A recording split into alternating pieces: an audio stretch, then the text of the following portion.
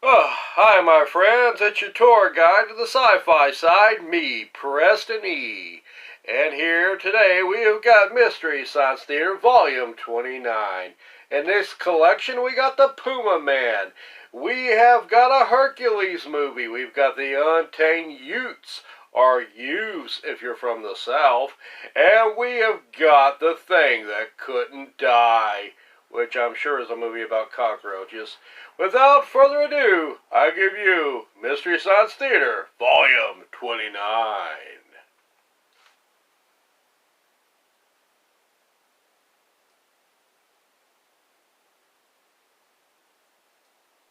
First up, we have Untamed Youth from Season 1, but before we get to the movie, we get the Invention Exchange.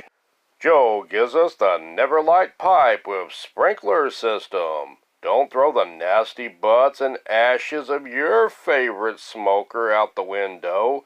Let the Neverlight pipe douse their party for you. Dr. Larry and Dr. Forster gives us the tongue puppets because regular puppets aren't creepy enough. On to the movie. Untamed Youth gives us two sisters skinny dipping in a small town where a pervy cop arrests them and Judge Judy sentences them to work on a cotton farm picking cotton 'cause she's the boss, applesauce. But cotton picking on this farm never was so musical as the teen workers break out into annoying musical numbers that would put the cast of Glee to shame. Ain't gonna make a cotton picker out of me. Boom, boom, boom. No, you ain't gonna Shut make up. a cotton Don't even picker start. out of me. In the end, the younger sister exposes something other than her nubile young breast as she exposes the corrupt and annoying farm, and the system is changed.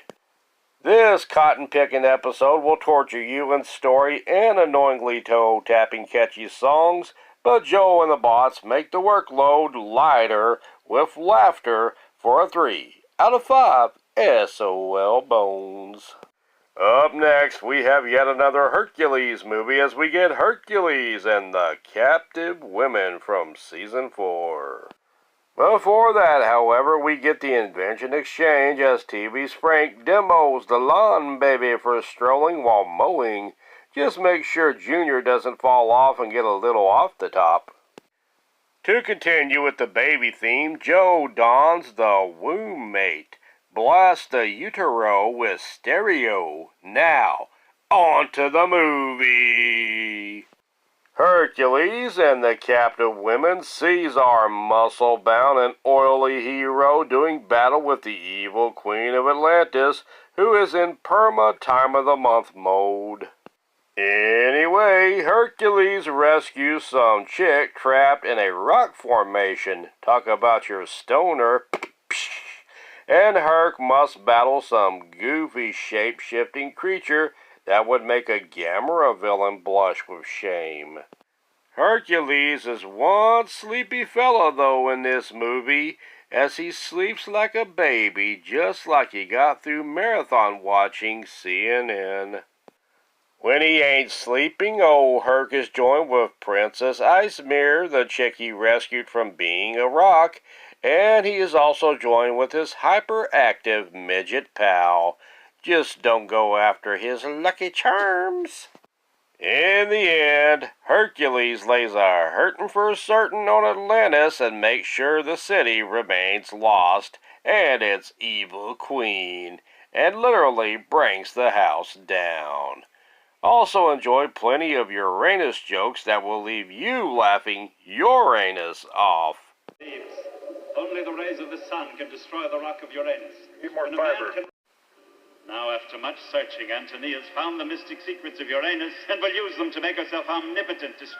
I was the last high priest dedicated to Uranus. We're gonna wear longer skirts from now on. Purity's sacred. The blood of Uranus can never be destroyed. By no one on this earth. This episode also sees Gypsy trying her hand at riffing in a movie. I think she lasts about 5 minutes before she taps out. This movie is a lot of goofy, brightly colored, magically delicious fun for a 3 out of 5 SOL Bones. Up next, we have The Thing That Couldn't Die from Season 8.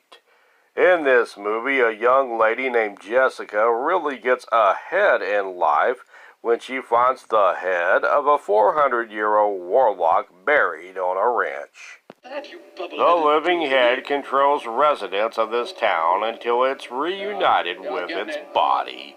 Then it gets destroyed. So like the never-ending story, this movie's title lies as it does die. This episode is historic as it gives us the first appearance of Observer, aka Brain Guy, played by Bill Corbett, as he is joined with fellow observers played by Paul Chaplin and Mike J. Nelson. This head case of an episode gets a 3 out of 5 SOL Bones. And finally, we get the Puma Man from Season 9. In this movie, a mild-mannered man and paleontologist named Tony becomes a superhero after a mask that archaeologist Jane finds winds up in the hands of her evil boss, Dr. Krobus, played by Donald Pleasence, who is anything but pleasant. Dr. Corbus decides to use this mask to control the minds of the world leaders, but he also learns that a Puma Man will be looking for the mask. Since the evil doc knows that a Puma Man can survive a fall, I guess he learned that in Evil Mad Doctor School, he decides to have people he suspects may be the Puma Man fall off the building by having his thugs throw them off a building to weed out the competition. What a dickweed. American paleontologist Tony Farm survives the fall after a muscle-bound South American man named Vadinho tosses him out a window.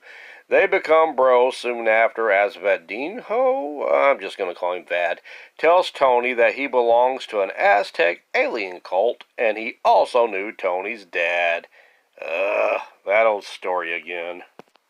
Tony will gain his full powers when he gets his magic golden belt. Did he have to pay for testing, too, for that golden belt? I couldn't get past the green belt myself. In the end, Tony reaches his goal and destroys Dr. Corbus in a chopper and saves the world and his girl Jane and flies off like a puma. Wait, pumas don't fly. Paul Chaplin makes an appearance as Ortega as Kevin Murphy plays Roger Whittaker. And this quirky superhero movie is lots of fun on its own and made even more super by our heroes on the Satellite of Love for a 4 out of 5 SOL Bones. Mystery Science Theater Volume 29 gets a 13 out of 20 SOL Bones. Thank you so much for watching, and please like, sub, and share. I've been Preston E. Garrison, and I'm out of here. First thing he does is poop on my car.